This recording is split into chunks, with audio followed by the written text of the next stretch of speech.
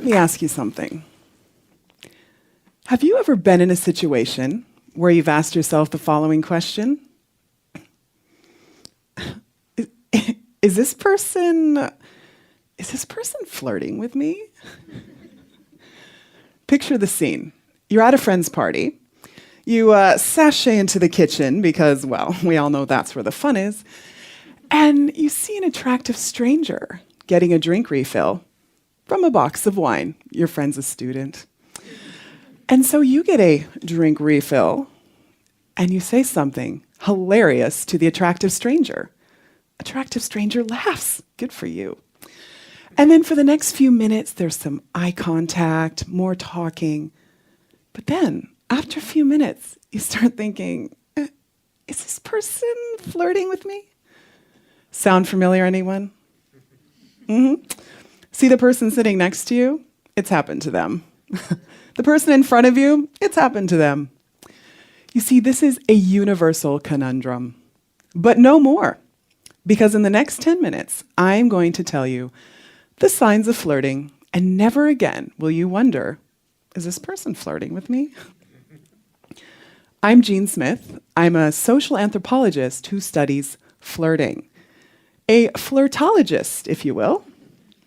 Now, as a flirtologist, I do research, I write books, I give talks, and I work with clients, both private and corporate, all with the goal of helping people to become better flirts.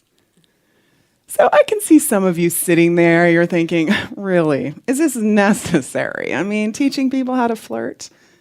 Yes. Yes, it is. I've been doing this for over a decade, and if the question, is this person flirting with me, was popular then, it's now, everyone wants to take it to prom popular. Because over the last decade, the way that we flirt has changed dramatically. People are relying more and more on digital ways of communicating. But let's face it, an emoji with its tongue sticking out, it's only going to get you so far. At some point, you're going to have to meet in person. Unless, of course, you're a Japanese male. And in that case, you could go on to marry your video game girlfriend, Rinko. So, as part of my quest to help people become better flirts, I did research.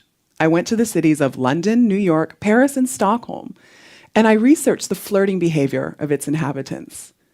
And I found there were 6 things that they all had in common. 6 ways that they could signal they were flirting and understood when someone was flirting with them. And I teach this as hot ape. It's the 6 signs, it's an acronym for the 6 signs of flirting. So what if I were to say to you, you must be a parking ticket because you've got fine written all over you? Would you laugh? Well, H is for humor. Raise your hand if you thought my joke was funny. Go ahead, don't be shy. Okay, everyone with your hands up, I would totally date you. Well, if my husband weren't such a control freak. But anyway, if you didn't raise your hand, it's not a good match. It's just not going to work between us. But it's me, not you. But this is a good thing because hot aping people, it takes time. Does anyone here like reading a good novel? Watching an interesting TED Talk? Does anyone here like test cricket? These things also take time, especially test cricket, 5 days. And this is where people often get it wrong because they want to attract everybody. But no, you just want to attract those people who match with you.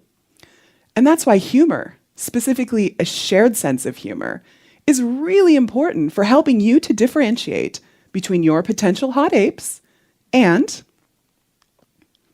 squirrel monkeys.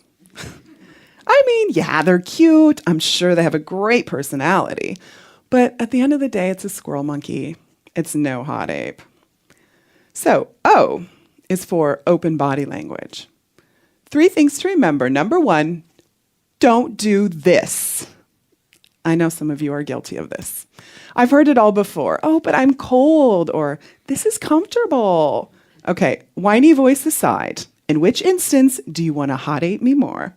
Like this or like this, right? Not hot ape, hot ape. Number 2, make sure your shoulders are facing the person.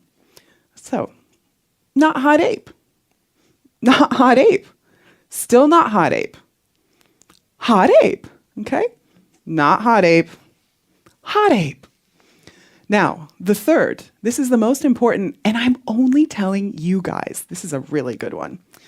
To see if someone's interested, look at the direction in which their feet are pointing. So if their feet are pointing at you, good sign. If they're kind of out to the side, it means they're planning their escape route. The further away our limbs are from our brain, the harder it is for us to control them. So, Shakira, I know you say the hips don't lie, but the flirtologist is here to say the feet don't lie.